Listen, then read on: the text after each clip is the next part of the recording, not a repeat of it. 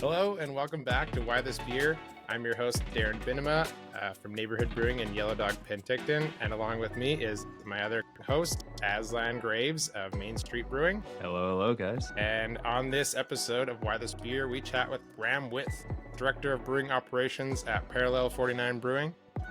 Graham shares his path from home brewer to leading one of Vancouver's biggest and most recognizable craft breweries. We're going to dig into how he approaches recipe design, brewing at scale, and balancing creativity with consistency. And of course, we're going to take a closer look at two of Parallel 49's core beers, the clean, crisp Craft Pilsner and the bold, hop-forward, filthy, dirty IPA. So let's get into it. Welcome, Graham. Thanks for having me, guys. It's a pleasure. Yeah, pleasure. So I guess the first thing to talk about is we usually like to dive in and kind of hear about your story in the brewing industry, kind of what led you to where you are now. I know you did some work in engineering and then, like most people, decided, let's make beer instead. So yeah, kind of what led you to where you are today. Yeah, okay. Well, hopefully it's not too long of a story, but I started home brewing when I was going to Langara and trying to figure out my path. I tried arts and philosophy, but inevitably I wasn't good at writing essays, so I had to go down the engineering path. But while at Langara College, my brother-in-law taught me how to home brew, and he showed me he would only make coffee stouts, like strong coffee stouts. So we were like, oh, this is really cool. Yeah. Like the hipster speedball. Yeah, more or less. So he showed us one day, and then me and my roommate and my partner Katie, we were like, okay, well we'll start brewing ourselves. So we started brewing a bunch. We got really into it. And even one of my physics profs at Langara, he was a home brewer. So we'd chat with him, and he'd have office hours, and we'd share home brew with him. So we were when you start home brewing, you get super into it and super nerdy. And at the time, there was you go on the internet to be like, oh, I really like this, so how do I do more? And everywhere they're like, just join your local homebrew club. Okay, great. So I was like, well, let's go see if there's any homebrew clubs. And all I could find was the Royal Canadian Malted Patrol, the RCMP, which is in Surrey. But there's a video in 1980s on CBC featuring one of these guys. And there was no online presence or anything. No. So you just couldn't get a hold of them. I think they just met at someone's house. So next thing led to another. We decided, well, let's kind of make our own homebrew club. We'll just meet at our friend's house for a few months, and if it goes really well, then we'll just put out a thing online or Facebook and be like, hey, anyone can show up. So lo and behold, we started getting people showing up. And all over the map too. We had areas ophthalmologist, eye surgeon. We didn't all these people, but the shared interest of homebrewing. You're right. And it went really well. It was people would bring their beers, and there'd be 10 people. We'd share beers, and then it was 15, and then there was 20, and then it started getting too much to share that many beer. Yeah. So we started bringing guests and having tech talks, and then it mutated, and then eventually it was getting big. We had to change venues numerous times. We were getting upwards of 50, 60 people. Yeah, it was wild. There's just sort of a necessity. We had to start the Vancouver Brewers, the Vancouver Home Brewers Association.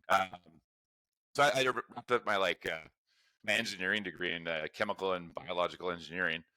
I was a big wastewater guy, or I like wastewater. When I finished school too, I was like, oh, there's no way I'm going to commercially brew, right? Right. It's that's just a hobby, and then I'm going to ruin it if I can get a job doing it. So when I finished up, the trouble is a lot of these process engineer jobs, chemical engineering. It's you get to go to Fort Mac, or you get to go to some pulp mill. Wherever there's wastewater. Yeah. So I was I didn't really want to do that. So I was looking for work in Vancouver. My buddy Daniel Nibbs, he was brewing at Dead Frog Brewing at the time, and I think he was doing a double shift, right? Doing so. He was like, "Hey, maybe you can come in. You're a home brewer, and you can see how it works, and it's a long day, so I just kind of need the help.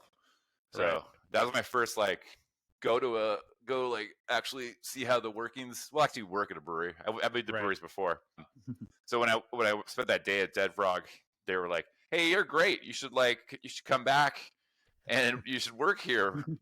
And Yeah. so that I was like, "Oh, I guess so." I'm still looking for engineering work, but it's not going incredibly well. Yeah. So then then I just picked up like a sort of shift brewing job, and then like my buddy Daniel, he like quit like 2 months later. So then I was the only brewer. Yeah. So then it was like, I guess I'm the main brewer now, which was wild after 2 months. And then kind of like 5 months in, 4 months in, I was telling them like, I know how to make a bunch of recipes from home brewing because I made so many beers that they were like, oh yeah, let's do it. Yeah. So I started putting out my own recipes there. And then I think it was like 7 months in, I was like, I was getting tired because I'm driving from Vancouver to like Aldergrove every day for like a 6 a.m. start. So I was not applying for engineering jobs because it was just too beat. So I quit and I was like, I'm going to go back to it. And I ended up actually getting a job at a pulp mill in Crofton, which is kind of like near Chemainus on the island, doing wastewater. And I was like, okay, this is great. I'm doing the thing I went to school for. And then, well, I guess during that time, some of my partners would be Parallel 49. They had this idea percolating to go start a craft brewery. And because of like the home brewing I was doing and the homebrew club and people knew me, and I'd like homebrewer, I'd bring like beer to like, Gary Lowen and stuff. So people got to know me because I'd show up with like the beers I was making. Yeah. So when these guys were asking like, who do we hire for this brewery? Everyone kind of pointed towards me. So they kind of came knocking, and they're like, hey, you should work at this brewery. And I'm like, well, I just got this job. Yeah. But it didn't pay that well. So and it was on the island. So the brewery job paid more than this engineering research job. Ouch. So I was like, well, yeah, I should probably just do this. And at the time, actually, I guess this is kind of funny because I was with my friends in there. So these guys own St. Augustine's restaurant on like Commercial Drive. It's got a ton of beer. And I thought it was like going to be a brew pub or something like small. Right. Yeah. So I was like, I don't want to do that. But you know what? Let's go hear them out. So I remember just going there and I'm like, okay, I think my friends sat across the bar when they waited for me for this interview, sort of interview. And I was just like, I'm going to drink like see how many free beers I can get to this interview. And then I'll just be like, no, thanks. But thank you. Yeah. I think I had like a Moylan's double IPA like during our chat too, which is wild. Hefty. Loosen you up. Yeah. So, I like when I talked to them about what they were looking to do, it actually seemed like right up my alley. It was like, we want to grow. We want to be more of a package brewery, not a brew pub. And like, it's in East Van, down like, where we ended up being off like Victoria and Powell. And I just sort of like, actually, this seems kind of like it could be really good. At the time too, I thought like, I don't know if we're going to catch this wave of craft beer. I thought maybe we were a little too late. Too late in 2012. Yeah. Well, lo and behold, it's like the kickoff in Vancouver, I guess. Yeah. But yeah, so that's kind of how I ended up starting there. And then at the time, it was just like 6 of us. And then I remember like we were like, we're just going to do it all. And I was like, I don't know, guys. We'll see. And after like the first day, we like started packaging because we were doing bottles. The guys were like, you got to hire all your homebrewer friends from your club just to like get packaging people. But yeah, so that's how it started. The owners wanted to do everything. Yeah, right. Go, yeah. Yeah, they dropped that pretty quick. Yeah. Sweet. Yeah, so that's kind of like, that's how I got in it. And then it just, 13 years later, still there. Same title. And yeah. Yeah. Just a bit bigger scale now. Yeah, no, it's monstrous. I mean, I think we'll get into it, but yeah, like this is we're on our like third brew house on the upgrades, right? We started off Right. on like a 25 Yeah. hectoliter brew house, and then it got too busy, and then we got a 50 hectoliter brew house. You know about that one. I do. And then like Yeah. almost like 2 years, like just over a year and a half, I guess, ago, we put in like a 100 hectoliter brew house, which is just an insane amount of beer. Yeah. And yeah, so that one's ripping now. But like, yeah, so like I think when we started, there was 6 5,000 liter tanks of 50 hex, and now we have 28 100 hectoliter tanks and 6 300 hectoliter tanks. So it's like, Wow. I think my Wow. tour facts, you always have these tour facts when people are Yeah. touring. So I go, Yeah. you know, like over here we have 500,000 liters of capacity.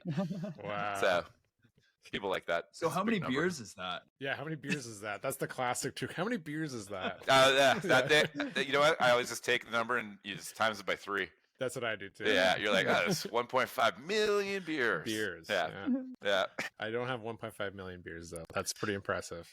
No, the other day I was looking at like a fermenter and I'm like, I wonder how much beer have I drunk in like my lifetime.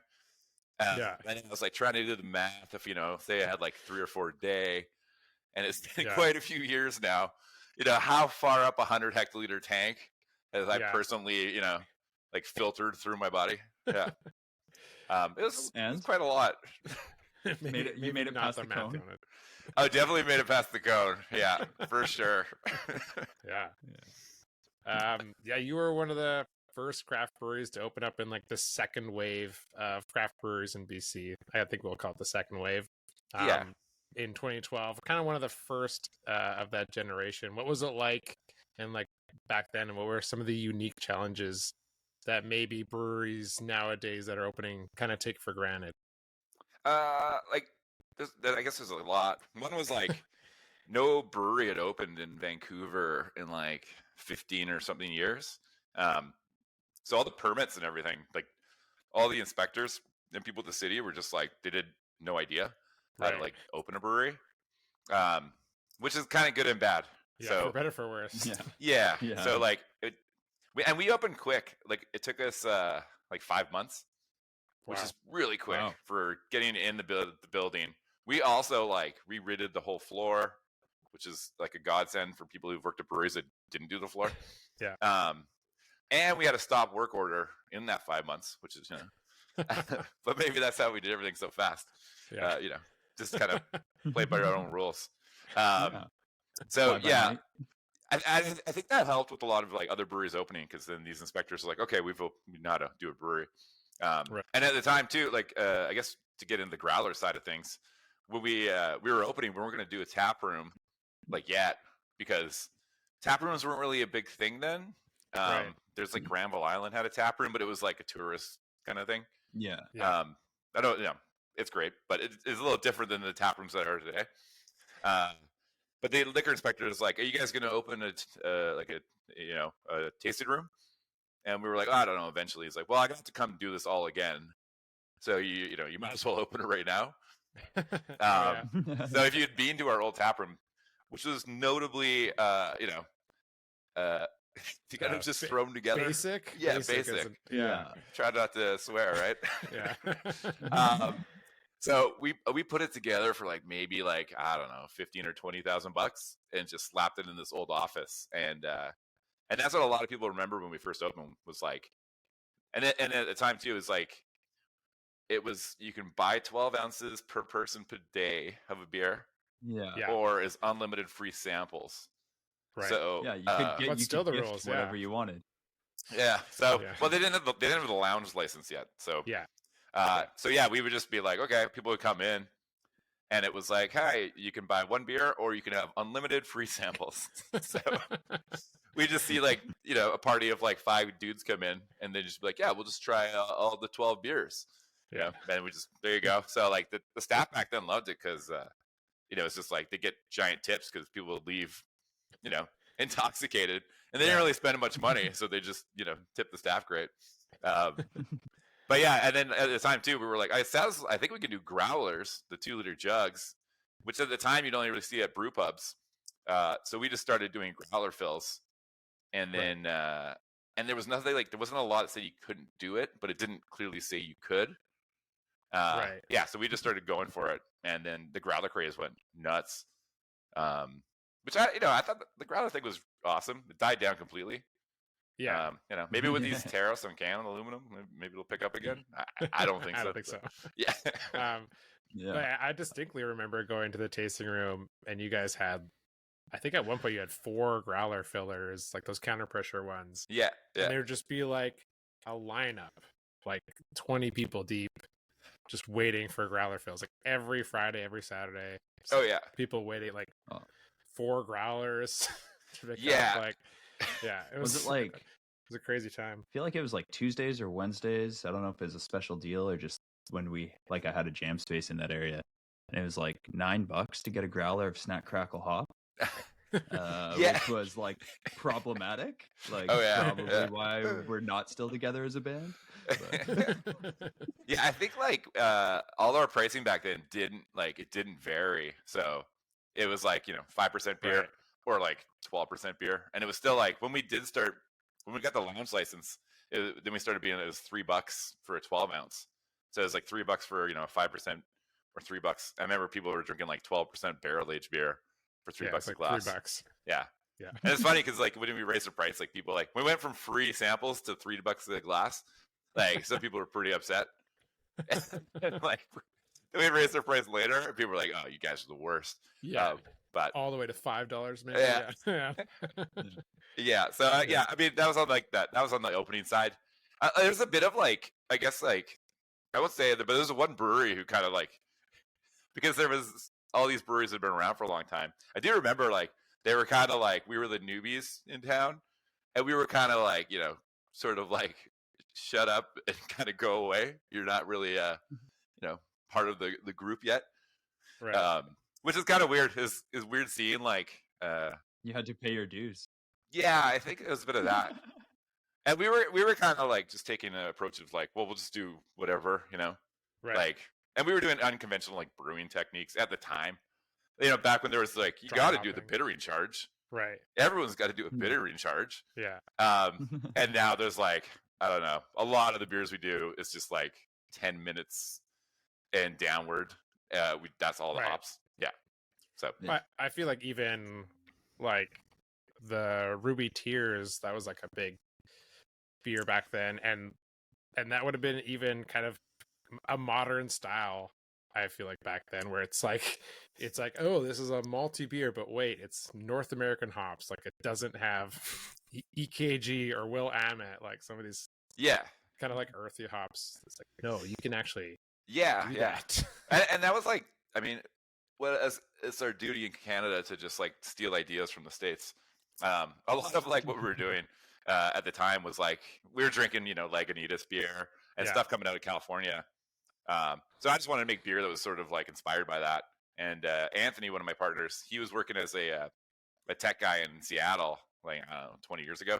But he was drinking a lot of those hoppy red ales out of there. So when we were kind of building the brewery on our core beers, what we were like, he and I agreed like a hoppy red ale with North American sea hops would be great. So that's how that one became to be. But yeah, it was a lot of inspiration of like these like American breweries doing the imports into Vancouver. Yeah. And then like through the homebrew club, you're like, well, we can make these beers. Yeah. So like, with Parallel 49, so it was much like, well, let's just make homebrewing is just like beers you can't buy. Yeah, exactly. Yeah. And I think the homebrew club took a hit after all these breweries came out now, because now there's so many breweries and they're making all the beers you want. So like, it's hard to think of a beer you can't get from one of your like local craft breweries. Yeah. It's like what historical style that like doesn't like exist right now. You can make that. Yeah. Right. That's basically it. Though Azlan's probably making it already for you, so yeah, you're good there. Cool. Well, let's get into the Craft Pilsner because I want to drink that with you guys. Yeah, and as I said, the more beer I drink, the vault opens, and I'll tell you everything. Perfect. Here we go. Yeah, right. So let's get going. I always appreciate a beer that I can just go to my BCL and just pick up. So that's always handy.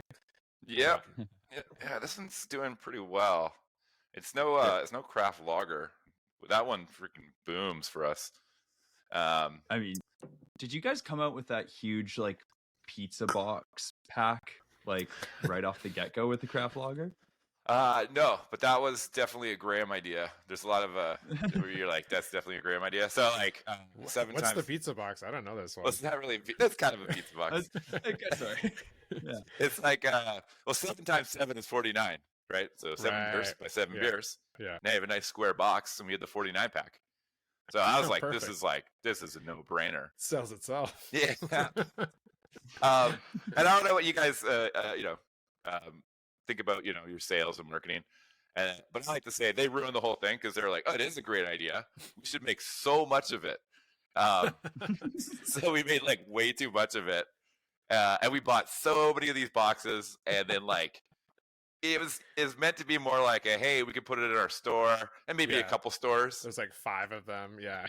Yeah, and then we made like pallets and pallets of it. So yeah, then everyone's like, this was a terrible idea, Graham, but I still say it was a good idea. Good idea. Maybe I think we're still sitting on like $2,000 of boxes left. So I kind of want to run about our tap room. It's called the Monster Pack, but yeah, that was a great one.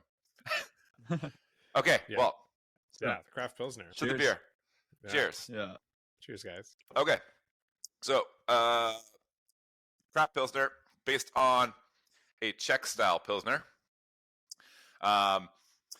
It's sort of a continuation of our series of sort of more simplistic. Like we have our one of our slogans is beer with character because it's a beer with a character, right? Right. And and those ones are we're kind of taking things a little further and extreme. This series is like, okay, let's it's like craft beer, but it's like the gun shy dude who wants to go to the party and bring craft beer, but he doesn't want it too crazy. So it's a little more on the classic style end. Yeah. So with this one, I didn't want to go. A lot of breweries I find do German Pilsner. Right. So one is I didn't want to be like everybody else. And then 2, one of my favorite beers, if not my favorite beer, is Budvar, or as us North Americans get, Czechvar. Czechvar. Yeah. Preferably not skunked, because it's easily kind of skunked in the green glass, but I'll drink the skunked one. So, yeah, I didn't want to have a German Pils like everybody else, and I really like that beer. So we kind of let's go down the road of making a Czech style Pilsner. The 2 big ones being Budvar and Pilsner Urquell. Right. I like Pilsner Urquell. I get a little there's like the little diacetyl thing that's like part of the character. Yeah. I kind of taste it, and my preference is Budvar. So we want to kind of base the beer on that. Some of the philosophy of like how I like to do P49 beers is keep everything tasting, I guess, like more regional, right? So it is a Czech style Pils, but I don't like to screw with our water too much. Like I like Vancouver water. Yeah. And I like it when you go somewhere and you're like, it just tastes like you're in the place you're in. Right. So I mean, we do use Czech malt from the Moravian region. I think we just moved to floor malted. It's this country malt carries it. It's the Prostojov. Oh yeah. Okay. Yeah. So we were using the non-floor malted because we get in debates of like, is floor malted that much better, or is it like it just took more work to do? Yeah. Well, Hiroshi, who he's our R&D brewer, he's been with us for like 13 years, and he could talk more about the recipes than I can because now I'm like business brewer. But we recently made like a Czech amber lager, and he used the floor malted Pils. Yeah. And we were like, oh, super good. So it's one of those. So now we're like, yeah. So I think he said it's like $70 more for like 100-hect tank to go to the floor malted. You're like, $70, whatever. Yeah. Just get the dumpster pickup less or something, right? We'll find $70. Find some.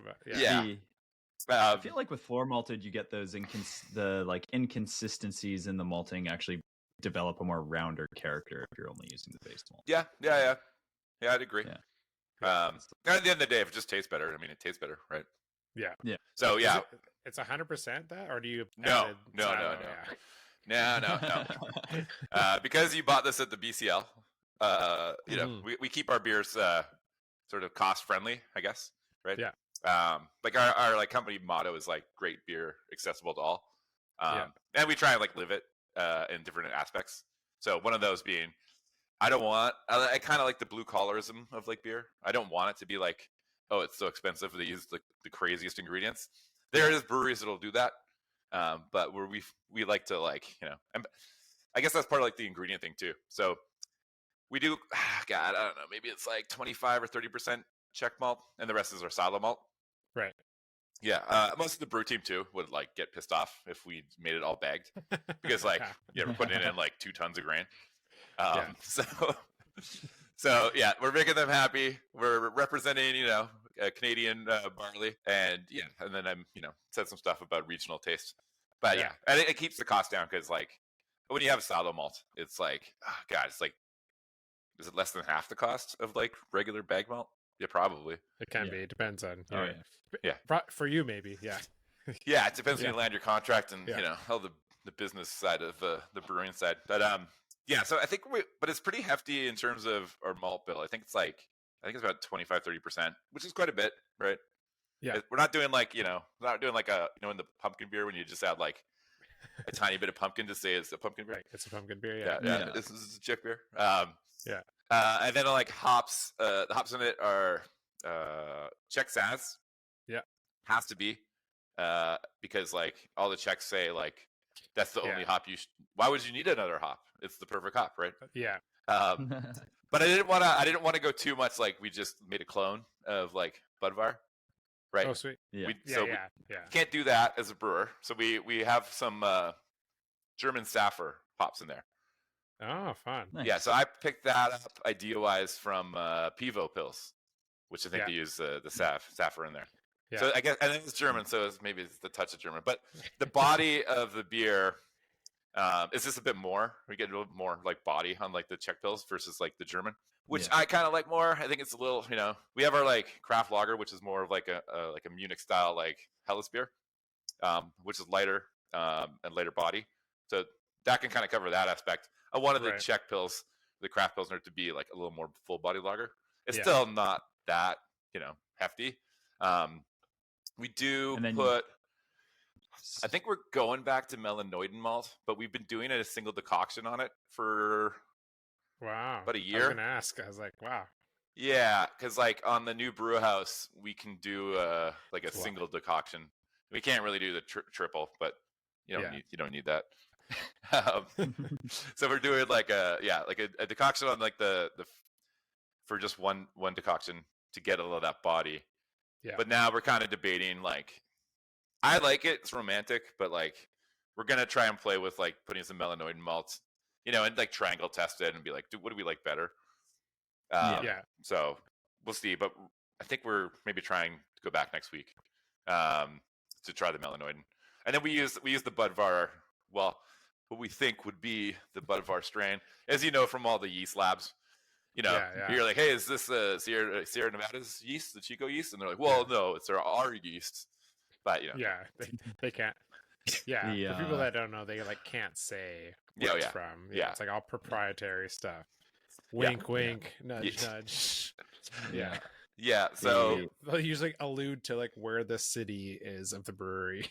In like the name of the strain. Yeah, or something like that. Yeah, but like I don't know. You were talking about your hop additions, like. This isn't all 10 minutes and later. No. This would go traditional.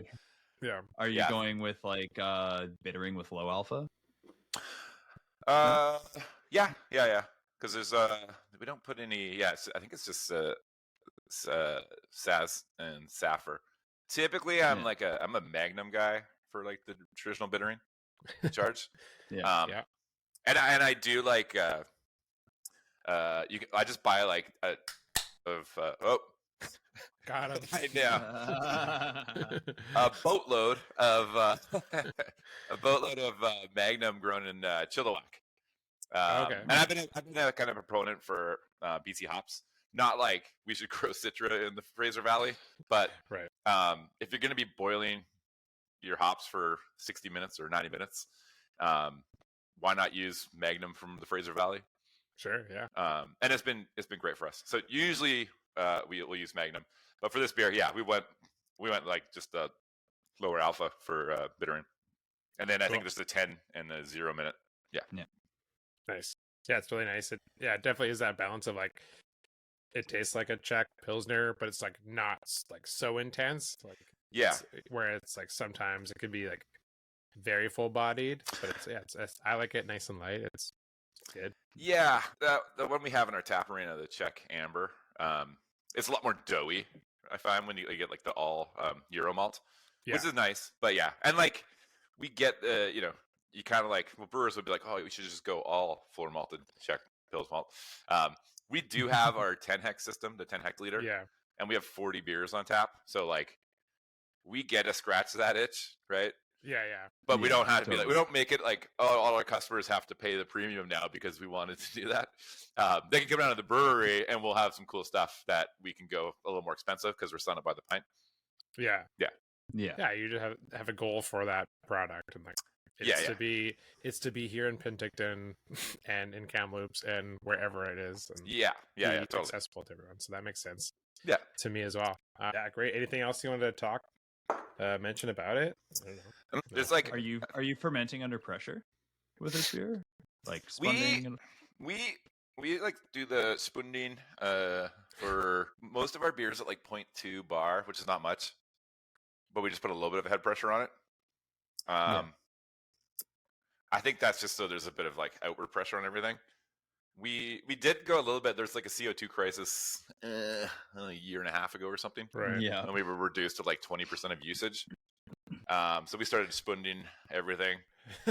And then, but yeah, it was kind of fortunate. I don't want to say we waste a lot of CO2 because that's bad. But at the time we were wasting a lot of CO2. So when we got cut down to 20% of our usage, you're like, what? Then we're just like, fixed all the leaks and everything. And we got through it pretty good. But yeah, we're way better at the CO2 now. We pay more attention, and yeah. But it was kind of fortunate we were wasting a bunch. But no, I think that's mostly it with this beer. There's like I don't know, it's kind of a sales thing, but we're probably doing those like. Have you seen at the government liquor stores, the BC liquor stores? They have these flash sales now. I am aware. Yeah. Oh man, like we had our craft lager tall cans on like flash sale, and like it is just the monstrous amount of sales, and it breaks my brain because like last time we did it, I think it was like usually on a long weekend. I think we sold like 64 pallets. It's just like Jesus. Oh yeah, no, it's bonkers. But that's like the model that they like. Yeah. And therefore we like to do it. Sounds good. Yeah. Yeah. Wow. Yeah. So I think this will actually be doing that. Like we'll go on one of those flash sales pretty soon, which I'm excited because I do like this is my like after work beer when we go, talk about how life sucks after work in the tap room. Yeah. This is the one I'm usually drinking, and we got it on one of the Lucre side pull taps. Yeah, the brewery. Yeah. So yeah. Extra good. Nice. Great. You've been involved with Van Brewers and the home brewing community, and you talked about that at the start. Why is it important to you to be attached to that community?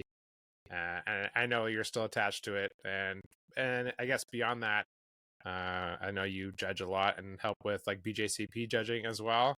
I guess like why is that important to you? Good question. I was kind of thinking about that today. I partly signed up for way too much stuff, but I think it's like I don't know. I mean, if you're brewing is like your career, then I feel like you should go like full into it, and like you should like contribute. You know what I mean? Sort of like if you're like you can live in a neighborhood, but unless you're like talking to your neighbors, like why are you even there? So yeah, I mean, I do like way too much stuff, but like today. I was on a call with the guild because like did the handoff of the BC Beer Awards, Right. Yeah, so I was helping to organize like how they're going to judge the BC Beer Awards now that the guild's running it.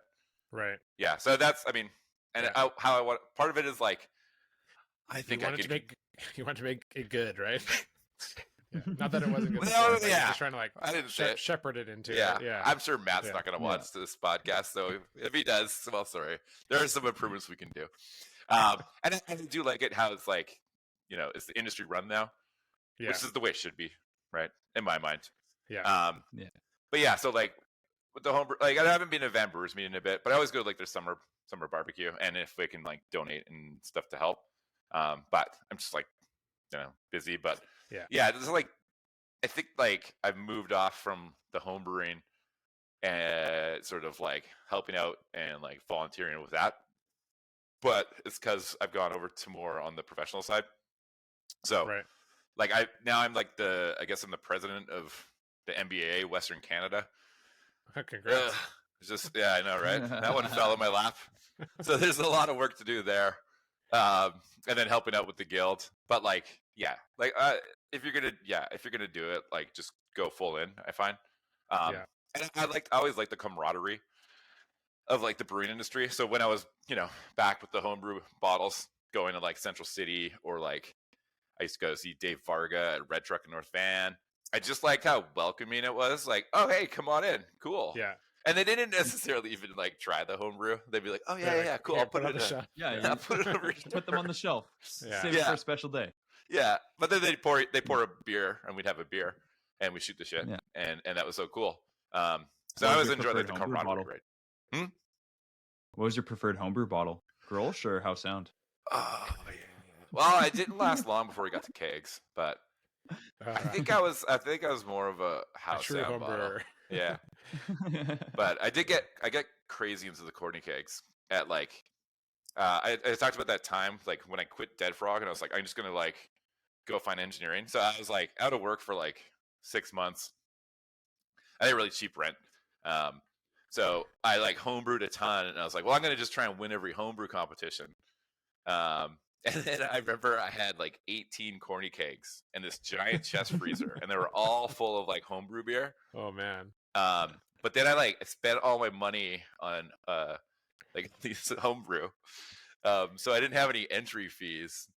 So I couldn't enter all this beer I made. So then I was just like unemployed, just drinking piles of like kegs of like homebrew in this chest freezer. But yeah, I like had 18 corny kegs at one point, which is insane. That's how you make friends. Right? Yeah. Oh yeah. Like we had the tip jar, and it was like, because like at the time I think it was like $20 is like 20 liters, like $1 a liter for homebrewing. So as long as I got $20 in the tip jar, you're laughing. Yeah. Yeah. There you go. I had all the time in the world back then, right? No money. Yeah. Is that the inspiration for the ambitious advent calendars? Yeah. Well, I think it's like I said, like I like to sign up for too much stuff. So yeah, I mean, I don't know. I'll fail, and I don't mind if I fail, right? Yeah. I like, whatever. Like sign up for it and try and do it the best you can. So with the advent calendars was like, let's see. So, well, there's two kind of like dumb projects. Well, yeah, those are how do you used to do the collaborative mix packs? Yeah, the like cross Canada. Like so we did the Brews Brothers packs. Brews Brothers, that's what they're called. Yeah. Yeah, and that was like we were down at the Princeton having lunch one day, and drinking some beers, and like we were talking about, I think it was Sierra Nevada did a collab pack. And they were like, the guys were like, oh, like we could never do that. And I was like, oh, I could totally do that. Like just a bit of planning. Love a challenge. Yeah. Like I could do it. And like, okay, it's gonna be 12 beers, 12 collabs. And at the time we had 6 50-hect tanks. So I'm like, oh, you just do 6, turn them over, do it again. Yeah. There's 12. There you go. So they held me to that one. And then luckily I was like younger too, so it's like, how are you selecting, or like how are you figuring out who and what, because there's a bit of a theme for each of them, wasn't there? Yeah, so like the first one is like we did Brews Brothers and we did blues music, Yeah, so we're like, okay, and the kind of concept was you can't copyright a song title, right? So we're like, oh, great, we can just like fully take. This is easy. We can just pick names, blues songs. Yeah, and then like with, and it was kind of nice at the time because it was a very like, oh, cool. Let's I know all the breweries, so let's just go talk to breweries that I know or I kind of want to know, and just like reach out and see if we can do a collab. But yeah, like I was saying too, it's nicer that we didn't do it. We don't do it anymore, but it was nice that I was younger at the time because I could handle. We did like there's a couple of days where we brought 2 different breweries in to do 2 collabs in one day. And then they'd be out of town. So they're like, well, we're going to go out, right? Yeah. And we're going to tear it up. You're like, oh, boy. So I think that's kind of why we just started doing 2 in one day. So we're like, I just can't do 12 nights out with these collaborations. So if we could do 2 in one day, now I don't have to do it. Go out and show them to town. But so those ones are great. I think it was also we did one with Storm and we did their Basil IPA, and I thought it was awesome because I always like Storm's Basil IPA, but Storm, as we know, sometimes it's really good, sometimes it's not as good as it could be. But it was nice to sort of P49 the Basil IPA. There's a bunch. Like with those things, you're taking a lot of beers from breweries or, inspiration from beers from breweries that didn't have the distribution and just all of a sudden getting them out there. Yeah, that was a cool thing about it. Yeah. Pretty there were some small breweries too. Like that. And then like Firehall from Oliver. Yeah, that's what I was thinking. I was like, Firehall was a great example with Sid. And like, it would be like, I think we got it in Alberta. So it'd be like, now your beer's in BC and Alberta. And like, yeah, so it was really cool to like help showcase like all these kind of breweries. And we tried to like go like map out. We'd look at maps of BC and be like, let's just not do a bunch here. Let's try and go as far as we can to kind of cover as much of BC. But yeah, those are really cool packs. We did one that was a 4-pack, 4-bomber one, which was like we did like Western North America. So we did like California, Oregon, Washington, and Alaska. Wow. So that was really cool. We did a collab with Green Flash, which is kind of awesome because started drinking that beer and being inspired, and now we're brewing beer with them. Cool. Yeah, and actually a good story there because you said drop some good stories. Yeah. The Green Flash one, he flew up from California, and then our mill broke, and then we had to use the homebrew mill to do like I think 50 hex worth of grain. Oh man! Did you start a fire or did you burn the drill out? Oh God! I think we burned one drill out. We got to throw the next, and it took a long time. But yeah, that was a good one. I guess also the Advent calendar pack is sort of another like daunting project. That one is not as sexy as a story of like, hey, we're bringing everyone together and all that.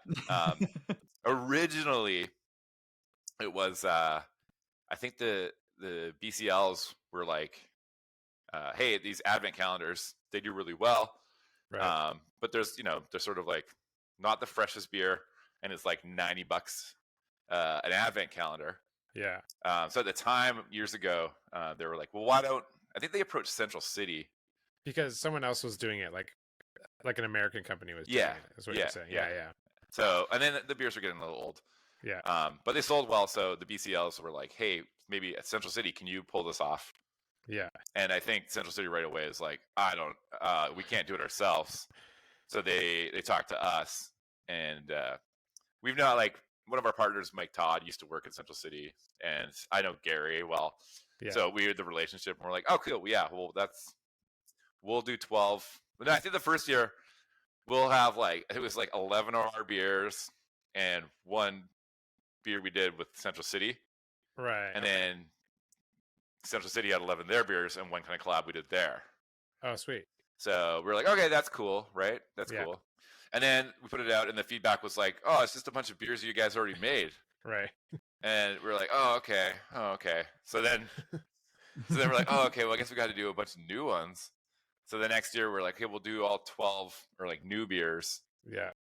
And then, so that was a bunch of work, but like you can plan it out enough too. Cause like we have you're like, it's all work Okay, back, right? Yeah, So- lagers first, and Yeah, or like do a Yeah. couple like strong, maybe like we did like anything kind of Right. stronger Belgian kind of thing that Mhm. does okay with some age. And then you got like we kind of work with the sales team or like tell them this is how it's going to go, which is everyone it has to be sold by December 1st because it's an advent calendar, right? Yeah.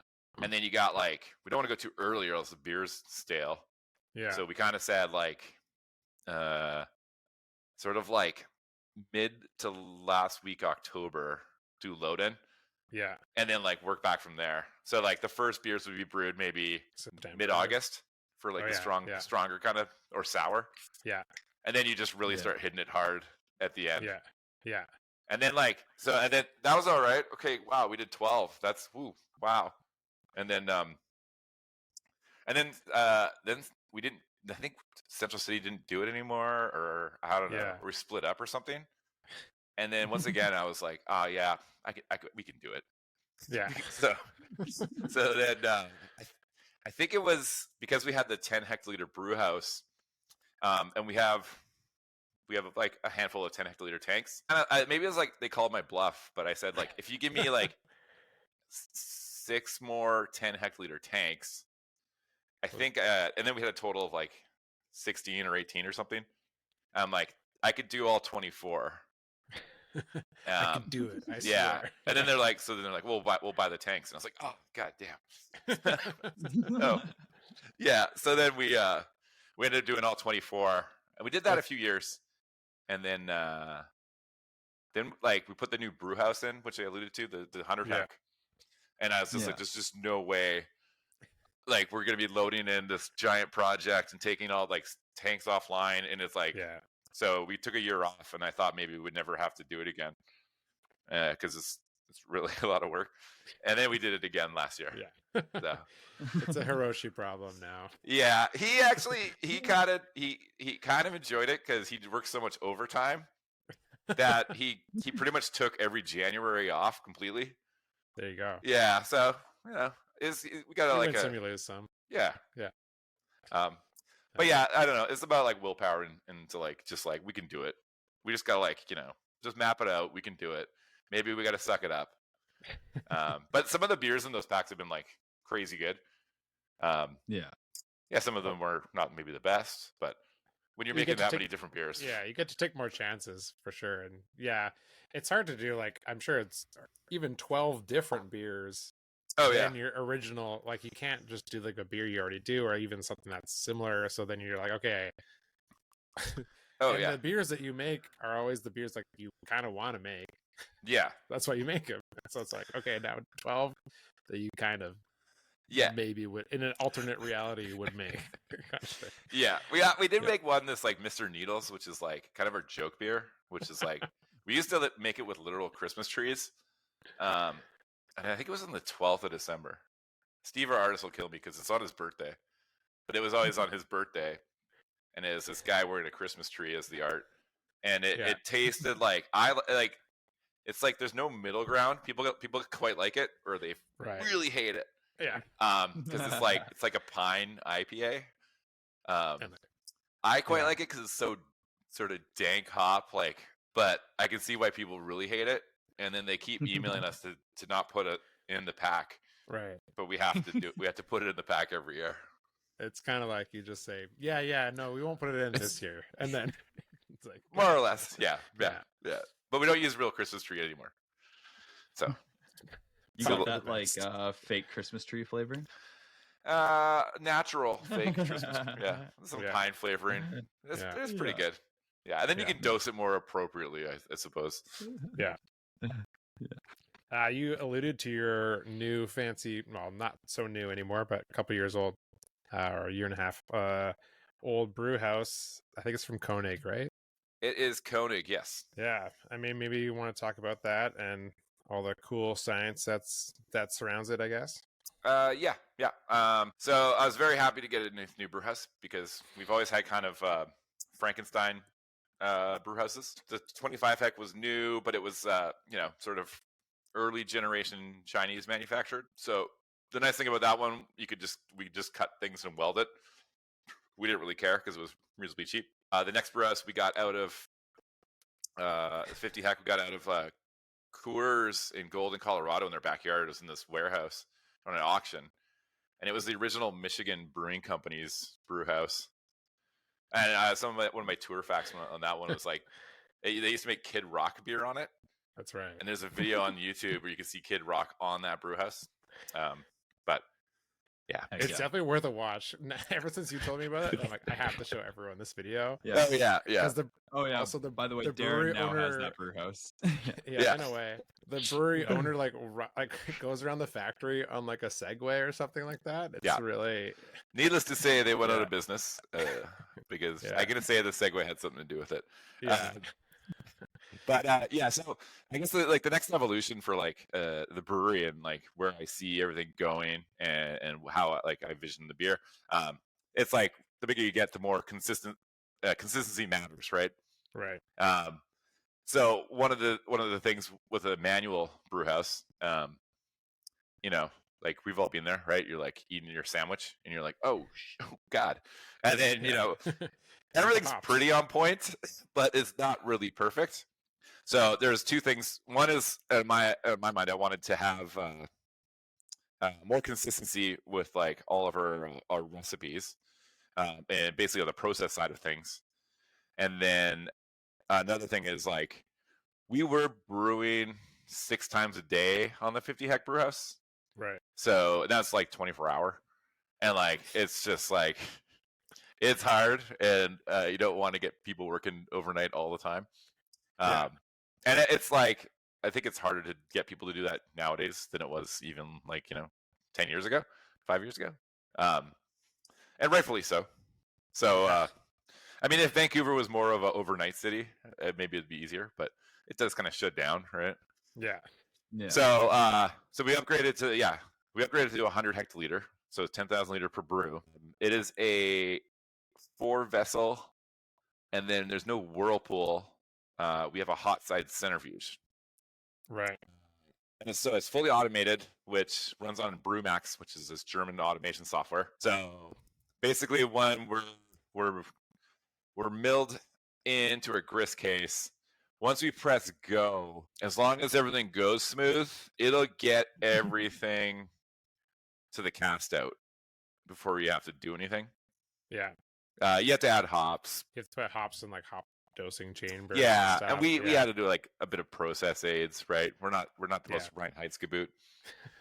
So like firm cap we like to use for safety's sake, and some other stuff. But more or less, like we know, the mash is going to be say exactly 60 minutes, and everything's going to trigger at those points. Like even like when you after like your lauder's done, it's an iterative process of like, okay, we'll go to drain your excess wort, your final runnings to floor, and then you go like 10 minutes, and then you try your grain out and it's soggy and it doesn't work. So then you're like, okay, well next time let's go 13 minutes. Yeah. And then after about a year of all those little bits, now it's running pretty smooth. Right. And now so now you're everything's really consistent in terms of like the process. And now I guess the next stage of where we'd be at as a brewery would be really on the quality end of looking at our incoming ingredients. So trying to minimize variations of incoming barley, malted barley, and then hops. Hops would have to be through like lot selection if we can maintain the same lot. But it'd be mostly kind of like barley and then like fermentation to keep everything super consistent, which I'm excited for, right? This next stage of where we're at. Yeah. What would that look like for you for yeast? Of like, how would you get more consistent than like what you're doing now? It would be just more in-depth look at like, we do a cell count, we pit, we go in, and then we do it at 24-hour. I think we have like a pretty open range that's acceptable. Right. So it'd be tightening the range. Yeah. We do a lot of like cone to cone transfers. We don't pitch to like maybe one of those like mass flow meters to know exactly how many kilos of the yeast we're doing. Yeah. So there'd be a bit of investment there. Yeah. But yeah, like we have like on volume right now. It'd be on volume. Well, I think I'd have to go check, but the last I remember, because I haven't pitched these in a while, we'd be like, we'd do a cell count. We'd do a cell count of the cone, and lab would take the count. I think make a recommendation on how many liters to do. Right. I think we leave it hooked up, and once we get the cast out, we take a cell count and see if we hit what we thought we'd hit. Right. And then you have a chance to adjust. Yeah. It's not perfect because it's not homogenized, right? So it depends where they're taking it. But we'd have to like get some like yeast branks to like sort of homogenize the yeast cone to get a better idea. There's different ways to do it. Yeah. But I wish I had all the time in the world to like think about it. We got things to worry about. Yeah. Yeah. Yeah. Cool. Yeah. Well, I also want to get into the Filthy Dirty IPA. Yes. Get into that. Yes. So yeah, the Filthy Dirty is your guys's, I guess now it's called West Coast IPA. It used to just be IPA, but now Yep.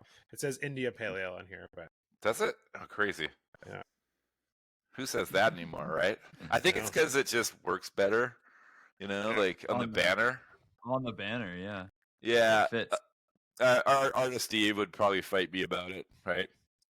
Because he'd be like, well, India and then Pale Ale on one side, and it's kind of balanced. If we go IPA or West Coast, yeah, it's not going to work. Yeah. And I would just be like, I don't care. Just do that. Just drink it. Yeah. Okay. So a bit of history on this beer. So this was developed at the time of like the sort of 7%. Let's go like pushing double IPA, territory. Big hoppy. It's evolved over the years. It's probably like we probably had it for like 10 years now. Guess. Wow. Yeah, I think so. Yeah, I think one of my lead brewer Eric. His first week at the brewery was the launch party for this, and he just celebrated 10 years with us. So yeah, I guess it's been around 10 years. There you go. See how I figured that out? There you go. So why they pay you the big bucks? I know, right? But yeah, I'm pretty excited. I feel like if I could go back in time, it would be more important. But we did. I think it's like 2 years ago. We won first place in Canada for IPA or like West Coast IPA with this beer. And I think last year we won. I think you guys won Gold BC, right? Yeah. So 10 years ago, everyone would be like, "Whoa." That is as much these days, but yeah. So we're pretty pumped. We like put a lot of work into the beer. Hey, 2 to make it true, Oh yeah. That's true. But it's been an evolution. Like we've dropped the bitterness over the years. Like back in the day, people were like, "Oh yeah, big bitterness." Yeah. And then like cloying hot side bitterness. Yeah. Yeah. So throw it like I think it was probably targeted like 75. And then we're probably targeting about 50 now, somewhere around there. Yeah. It's definitely better. Like it's got a good, bite to it.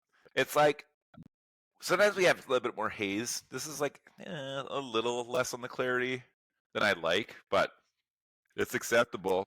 One of the cool things we're doing right now, I think, is we're taking a big step towards hop extracts. So I wanted to do it for a long time, but it's just so hard to screw with your core brands. Yeah. And then if you dip your toe, then we kind of had to go all in. So we did a bit of trials over the last year, and then we did a triangle test, right? So let's go and we kind of put some pressure on some of our hop partners to be like, hey, we're interested, but if you can kind of give us some. We'll trial it, and if it's good, we'll trial it. Yeah, we'll see. Yeah. Everyone knows the tricks, right? Yeah. Let's get free stuff. We tried it last year, and we used Yakima Chief's Dyna Boost, and we were quite happy. Like the triangle test, we could tell which one was the outlier. And we did I think it was the Dyna Boost one, and everyone preferred it as well. Right. So this year we said, okay, and there's a bit of pressure on I mentioned the hot side centrifuge. Yeah. As much as like the GEA rep said, no problem. You can take 10,000 liters of the 100 Celsius wort that's fully hopped, and it'll rip right through this thing. Yeah. The centrifuge doesn't love it. And then it's one of those but you're not putting that much hops in it, right? Right. Yeah. These were designed for German lager recipes. Yeah. So but yeah, so we found it like we did like I think a 6-month maintenance, and it was like 10 grand or something on that centrifuge, and we're like, oh, it might have been more. So we're like, okay, we need ways to like mitigate how much we're gonna have to do repairs or on the non-hot side centrifuge. So that's when I got a lot of pressure to like, let's go to the extracts. And I think it was about time because like we've been playing around with it and the data's good. So actually, like I think 2 weeks ago, 3 weeks ago, we brewed our first. We did the big shift changeover to moving all of our core hoppy beers to about like 30% hop extracts. And now we're gonna go see, because like I think it might be like today or tomorrow. It's hard to keep track because we make so much beers, but like the filthy dirty IPA that we did the extracts, it's brewed, and then like it shouldn't be this hard, but we're like, okay, when it comes out, we got to make sure we try this, but like at the same time as the I other feel stuff you 100%. Yeah, like it shouldn't be this hard to be like, that's the beer, we're gonna try it, and then more often than not, you're like, oh, it's 2 weeks later, we missed it. It's in Alberta. So we're Can we get that to see when you're swapping out like an established recipe like this with pellets, and then moving towards extracts? Did you find you're following their guidelines of like a 1 to 10 replacement? We did a bit of data. Like we took a bit of research, most of the research, because some says like maybe 5 to 1. I think what she said, sort of 10 to 1. At last Master Brewers meeting, we had the KPU team do some data on like extracts, and they were finding like way more utilization than expected. So that was a little concerning too, because we don't want to go too overboard. We do like a sensory on all the beers as they get brewed. Our lab is like, oh, I think it's more bitter. Okay, oh God, So we have to catch this one as it goes out to make sure. We didn't like pooch the IBUs. Like, we could pooch it by a couple, but we can't be like 10 or 12 or 15 off. So we think we've done it correctly, but it's all about the sensory at the end. And then we can see. The one thing I think I've confirmed too is like, there's no polyphenol in these extracts. Well, that's the thing, is like you might get a more utilization by like isoalpha. But like you're not necessarily getting this polyphenol character either. So like there's like a difference like of bitterness, quality is gonna change. Like no matter which way you slice it. Like in my experience, like mostly for the better in IPAs, where like I didn't need all that polyphenols like coming through. Like we're dry hopping it lots later. Like it's gonna be fine. Yeah, I agree. And then like we occasionally have a bit of like slightly higher mycene content as well. Yeah. Compared to Dyna Boost or mycene, But occasionally we have like a little, like it's not that bad. It's a little hazy, light. I don't know. But we put off like working on some of the haze issues, or just slightly higher levels of haze than we wanted. Put it off just to like, let's go see what the extracts are going to do. Right. Because there's like no polyphenol. So so far it's looking pretty good. Like all of our like process time, like the centrifuge times, have been like, the speed's gone way up because we're just getting way clearer liquid going through. So I think this might help with some of the clarity on the beer. It's not bad, but mine is what I would consider craft beer clear. That's what I call it. It's like not clear, but it's like craft beer clear. It's like kind of middle ground. Well, as I said, we're gonna take it to the next level. So if we can get a little more clear through innovation, and it's just less space in your hop freezer, right? Nice compact jugs. Let's ship it. Better for the environment. I would say like one of the things like with a lot of these like flowables or extracts is like it also really helps styling consistency. Like you're not dealing with the lot variance nearly as much, depending on the variety. But like something like say Mosaic can just be like so all over the place. That's the name.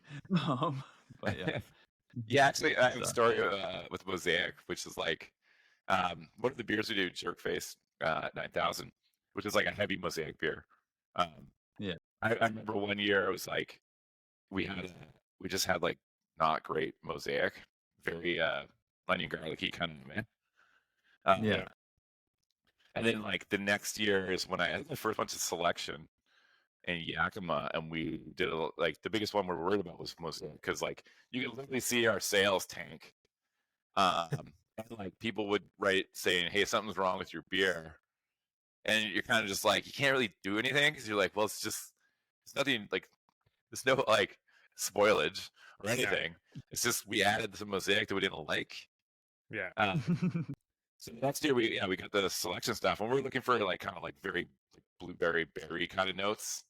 And then like sales picked way up, and we won. I think we won a gold medal in Canada with it that year. And it was just like maybe it's the stars aligning, but you're like how important it was to like get the Mosaic right because it's such like that's what the beer tastes like. Totally. Yeah. Yeah. We had a similar thing happen. It's like just a total bad year. Mm-hmm. Yeah. And like with these oils, they're gonna like process them and select out like something that's true to type. And then the nice thing is like if you're adding T90s or cryo T45, whatever pellets later, you can kind of like gear it towards which direction you want from there. Yeah. You can have that like consistent base that you're working off of. Yeah, and at least like say 50% of it is like standard. Yeah. Now you got like 50% variance instead of the whole thing can vary. Right. Yeah, that makes sense. Yeah. But yeah, I mean, to wrap up, I guess this beer. Yeah. I mean, I kind of think it shouldn't be 7.2 anymore. You know, but I think it like people would get upset if we lowered it.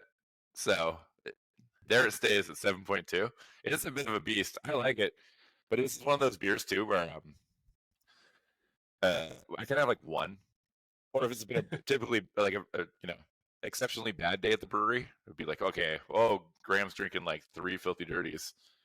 Yeah, must have been a bad day. But yeah, the alcohol is a bit like heavy for like but I think it's great. It's like it's one of my faves. It's more like when you go judge IPAs, people get all like, "Oh, I don't want to judge IPAs." I love it. I love IPAs. I love West Coast IPAs. I think we do a pretty good job on this thing. And we keep working on it, right? Yeah. I don't think we got into it. What are the hops that you're using? Okay. Well, Citra's in there. Centennial's in there. As I said, we typically do make Magnum for bittering, but for this, I wanted something that kind of comes across more aggressive. So we use, I think it's Chinook in the bittering. I wanted a little more like bittering flavor, you know? Yeah. Like Mosaic's, Magnum's so clean. I wanted a bit of like roughness. Centennial, Citra, Amarillo is in there. Chinook. I think that's the 3. There's no like Mosaic or anything. We kind of wanted more on the like the classic More kind classic. of like No Simcoe? Oh. Simcoe's in there. Yeah. Yeah. We don't like back in the day I could tell you everything about beers, but like I actually checked because you said one of your questions was kind of like, so you probably made over 200 beers. Yeah. But we have a document with all the beers we've made, and I think it's maybe not even complete, but I think it's in Excel, right? So we're not running like 636. So yeah, so it's hard to remember all the ingredients. Yeah. Well, and they change over time, so I hear you. When you start getting more SKUs, it gets hazy of which is which and what you've changed and which variants you're on. Version of that you're on. Yeah. At what point, like on version, 43 of Filthy Dirty, does it? A different Here's a question for you guys though, because I talked to one of my friend brewers, Kevin Amps, back in the day, right? It's like 8 years ago. And he was kind of like, he doesn't like to change the recipe once it's done. It's just like, that's it. And I was like, well, I like to just keep going, right? You guys cool with like, evolving your beers as time goes on? Yeah, I think you're talking to two brewers that are like definitely more iterative for sure. I like to like be like more the way that I do our beers at neighborhood is more like I'll focus on one and take that through for a bit and leave one for a bit where like I'm not changing it every batch. Let it be for a bit so that you're not like you kind of got to feel it, like have it be the same for a bit and then be like, okay, like try it a few times over a few batches. Like if I'm doing change after change after change, it's like number one, it's exhausting. Yeah. And then also, just kind of catching those beers on the tail end and making sure you try them is oh god, yeah. That's part of it too. And then sometimes just like seeing like hop extract is a really good example of like there's technologies or new products out there like, oh, actually that might fit really well in this beer, so like let's try that and this for like one batch and see how it is. And if not, it's like, okay, well, we tried it, wasn't really for us, maybe we'll try it again later, but maybe not, and that kind of thing. So but like I think small changes, it's like the more you sell, the less you change. The less you sell, definitely more you change. You're like, wow, it's already not selling a lot. So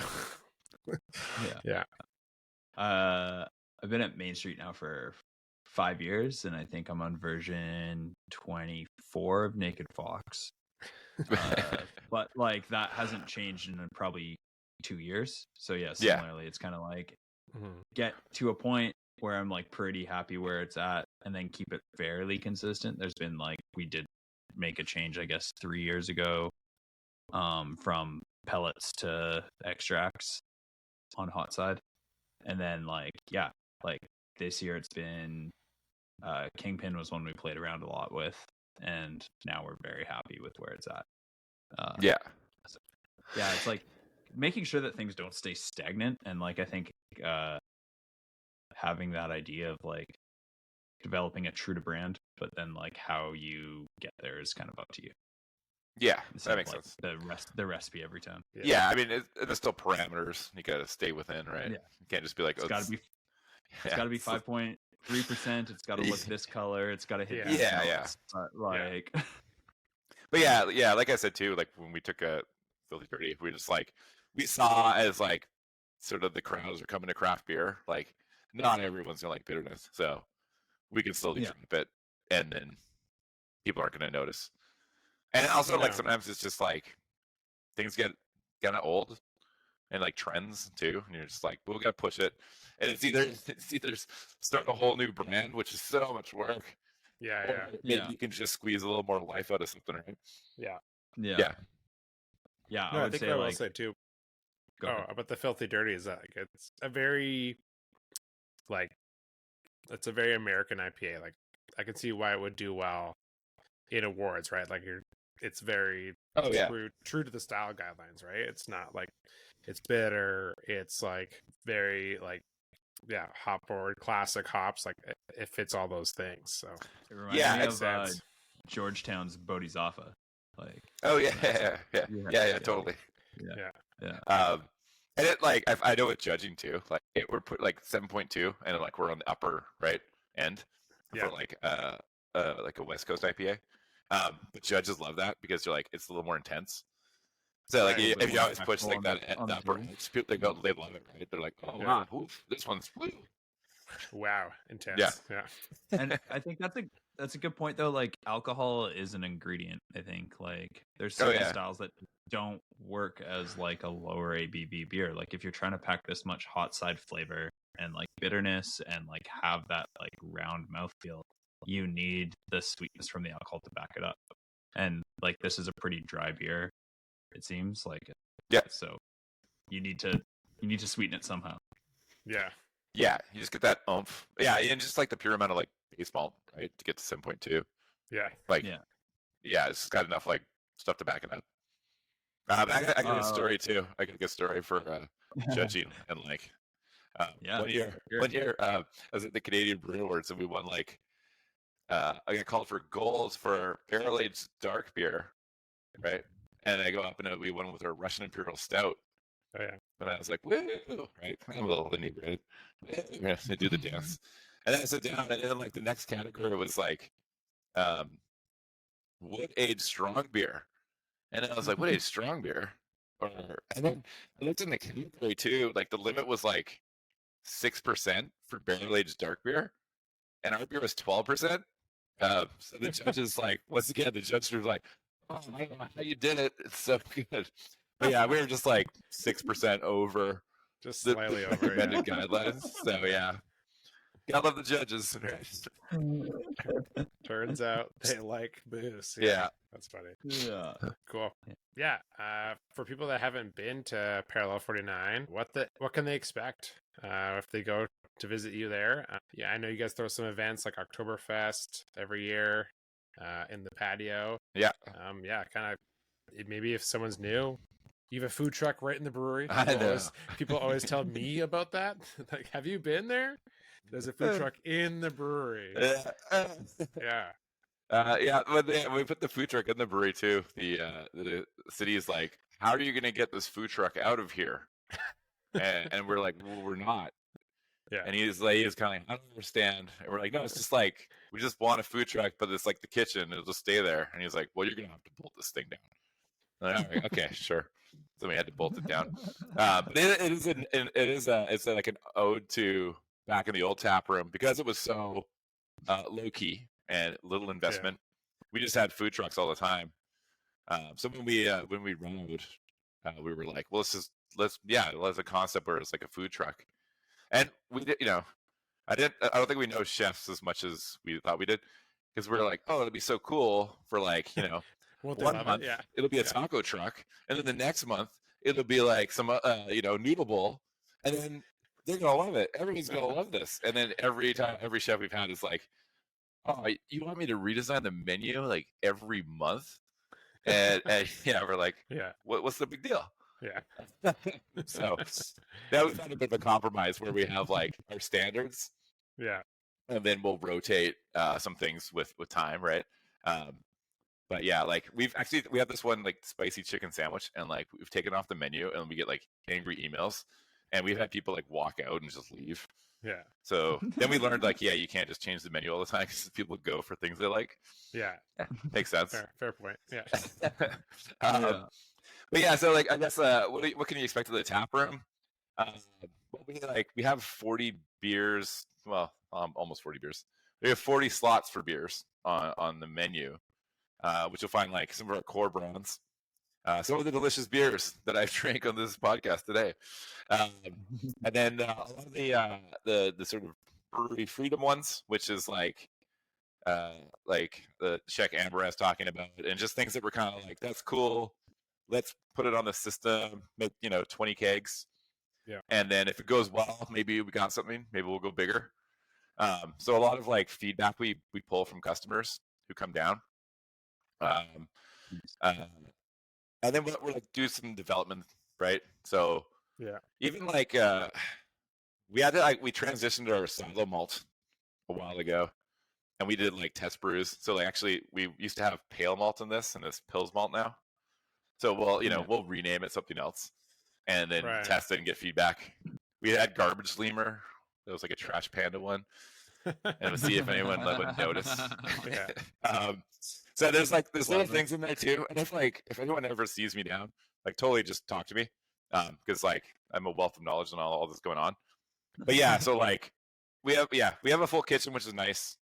So if you're doing like a beer crawl, we're always a great place to start, or a great place to finish, because I'm pretty sure you guys know, right? When you're like going to some breweries and you're like on, say, pint number like 3, and there's only like pepperoni sticks. Yeah, I gotta get out of here at some point. So the food is quite good too. But yeah, like we have an indoor area with like garage doors. Our spots, as much as I want to say it's like year round, it's always the best, but it's exceptionally good in the summer. It's a very like industrial like feel. Everything's all metal. So in the winter it does get a little cold, you know. It's not like it's not the coziness of brass neck and like the nice wood, but in the summer when we have like the garage doors open, and like the sun's beaming down and like we can crank the music. It's breezy.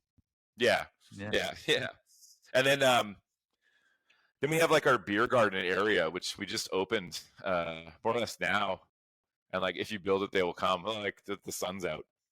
So we have like picnic tables and like what were the remnants of our barrel program with a bunch of Japanese maples in these old barrels we used to do the barrel beers in. So it's just like just drinking outside in the sun. Yeah. You know, one of my favorite hobbies. Me as So well. yeah, so that's great. And then some of the events we do too. So like we'll have DJs and some live music. We're finally getting up to speed on some more like some events going on, like trivia and like I love music bingo. But people really like trivia. I had no idea. Yeah, they're diehards. Oh yeah, like we started doing trivia and it's just sold out, like packed just instantly. Yeah. I don't know. There's like some trivia blog where like people post, you know, like but like they just knew. Then they came. But the Oktoberfest is like if you're in Vancouver in September, like I highly recommend coming to our Oktoberfest tent. It runs like 3 weeks, and it's not like I'd say it's not a bastardized version of Oktoberfest. It's like it's food and it's drinks, and there's like a traditional like band playing Oktoberfest hits. Which is kind of the essence of what you want in Oktoberfest, which is like you're just kind of hanging out with people, you're meeting people, you're eating and you're drinking. Yeah. It's like the best time. Like I go so way too much. Like Eric, my lead brewer and me will be like, well, maybe just like one beer. One beer. Well, why don't we just sit in the Oktoberfest tent? And then all of a sudden, oh, hey, the music's going. And then next thing you know, like we're like 4 beers in. And it just happens every day for like 3 weeks. It's a blast. Like, yeah. And like, I always encourage people, if you see me, like, just say hi. Like, nobody does, but probably get a free beer. You probably get a free beer. There you go. Yeah, Right here. And man, the beers you brew for Oktoberfest, that like mix pack you put out are awesome. Oh, thank you. Yeah, Yeah, it's nice to be real- like, real when treat. you have like parameters, like we're going classic, right? I started telling our marketing team, you might just say it's the most award-winning mix pack.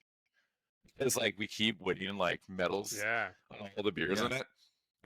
It probably is. I didn't do any research, but I don't think you have to, right? No one's going to sue me. So it is the most award-winning mix pack. There you go. Yeah, right? What are you going to do? Yeah, come after it. Yeah. Track him down on the tasting room. We might get you a free beer. Yeah, I might There get you a free beer. Yeah. Nice. So like, yeah.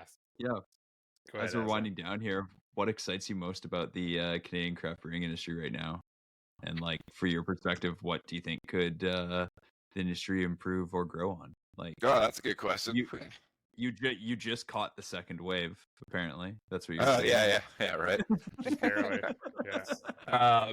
No, I mean, like, I think everything's getting a little more real, and like, people are being like, "Oh, I don't work at a brewery. I work in manufacturing," right? So I think everyone's getting a little more like, "Oh, I like work in like a beverage manufacturing plant." It happens to be beer, but with that, I think people are paying a lot more attention to everything. Gone are the days of like, "Hey, just pump out a new release. Hey, we need some money for our rent. Better put a new release out." It doesn't really work that way anymore. Doesn't work that way, yeah. Would be nice. So yeah, I mean, I think it's exciting in a sense that like people are going to get way better at like manufacturing skills at all the places. Like you have to, right? Yeah. And I think that's great because like you don't just want to be like, I worked at a brewery for like 10 years and now I don't know what to do with myself. Now like all these people are gonna have like pretty good skills of like manufacturing, right? And like beverage production plants.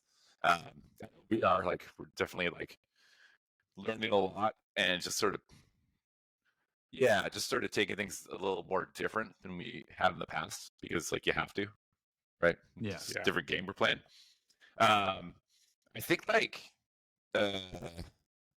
I don't know. I kind of feel like right now we're gonna have a bit of a boomer summer of like people going out and drinking, uh, like on premise again. We kind of died, but I think like with a bit of the elbows up, like I'm not, not going to America. Where am I going to go? Well, maybe I'll just go to like my city and just go out. I think there's a lot more camaraderie, which I think the craft breweries will kind of like can assist with, right? Like, share a pint with someone. So I think we're going to see a bit of like like the on premise, like getting pints with people is going to like kind of hit big this summer. I have a feeling. I could be wrong. And then, but yeah, so I think that's good. Yeah, I mean, I don't think it's any secret right now. Like we're going to see like this is a big shift in how like the craft breweries are going. Yeah. But I think like for the most part, people will figure it out. Yeah. So I don't know. Yeah. a bit of happiness, I guess. I don't know. It's good. Yeah. For those new to the craft beer industry or just starting out, what advice do you have to share? What wisdom or inspiration can you offer to those getting into it? Yeah. Actually, I'll refer to like I did a talk at KPU for the career fair, and there was a panel, and everyone on the panel, I was the last person to talk, and everyone on the panel was like, just like work hard, and they kind of said the same thing, and I was like, I can't say that. Like 4 people just said like you just gotta work hard, and so I was like, I gotta come up with something clever, but also insightful, right? And I did such a way. I did such a way that like I had to shout out Gary Lowen because he was on the panel, but I recommended like if you can find someone that can provide a bit of mentorship, I think everyone's more than happy to help. Because when I was giving like Gary Lowen some of my home brews, he was more than happy to like share hops with me and help me out on like for my home brewing.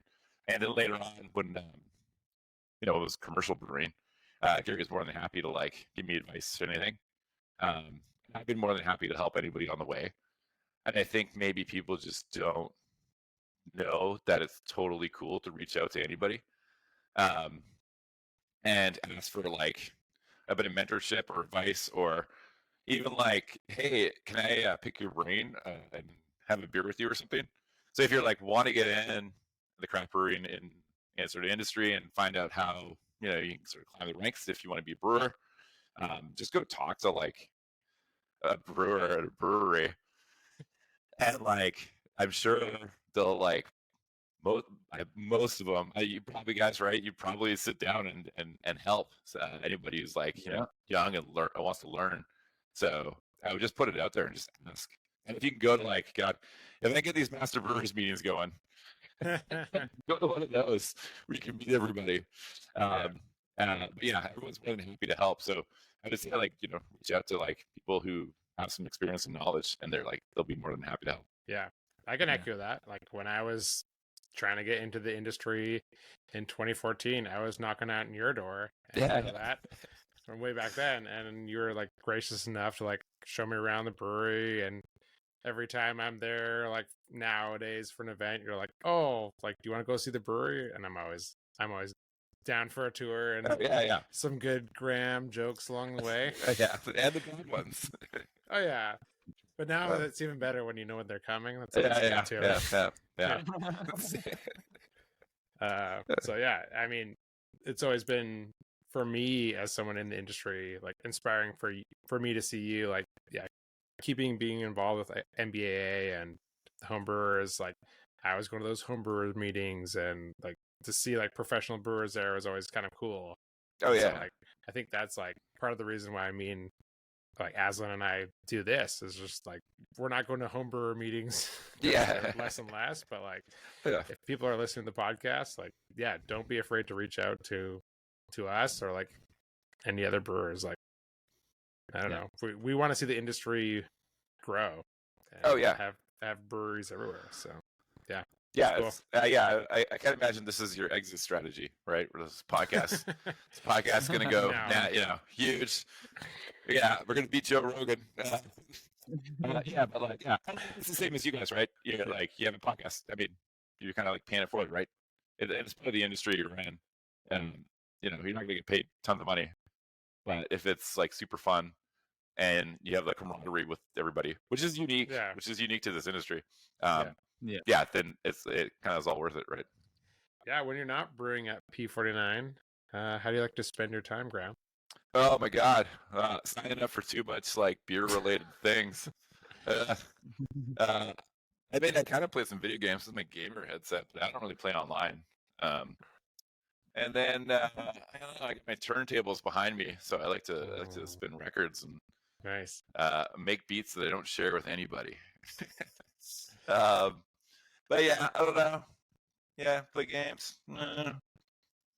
Yeah, my day is like full of everything. I'm a big walker too. I like to walk around the city. And if you go to another brewery and you see me, say hi too, because I do go to a lot of breweries. I'll like go for giant walks around the city and stop by for beers every once in a while. Nice. Yeah. But I'm a pretty low key guy, I guess. I don't do anything. I'm not like a fencer or anything. I don't rock climber like Hiroshi. But... We can't all be Hiroshi. Right? No. Yeah. That's good. We should have Hiroshi on another episode. You probably should. Yeah. No. He's a bit shy, right? But we'll get him out there. Yeah. No. I used to be the big recipe nerd and all that, but like that's his job now. So I gotta give him guidance of what we're looking for, and then he does the deep dive. So if you want to go deep into some of the nerdy recipe design stuff, that's like all his job is, really. Yeah. Perfect. Cool. Well, thanks, Graham, for being on the episode. Yeah, I appreciate the invite. Yeah, of course. If you want to support Graham and buy the beer that he's making, check out Parallel 49 in a liquor store near you. As I said, they're in BCLs all over the province, so kind of wherever you're buying beer, you can probably find Parallel 49 at a pretty good, affordable rate. If you want to support Azlan and I, you could buy our beer as well. Main Street Brewing Beer, Neighborhood Brewing Beer, and Yellow Dog Brewing Beer as well. Kind of all over the province and liquor stores as well. Tell your friends and family about the episodes of Why This Beer on Instagram, Facebook, YouTube. That's it. That's all we can TikTok. manage. TikTok? No. Not yet. We wouldn't dare. Only because I'm not on TikTok, so yeah. Don't have too much exposure. Yeah. But anything else, Azlan, you wanted to add? I think that's everything. Thank you so much, Graham. It's a pleasure as always. Awesome. Thank you, guys. Well, thanks. Until next time. Cheers. Cheers, guys. Cheers.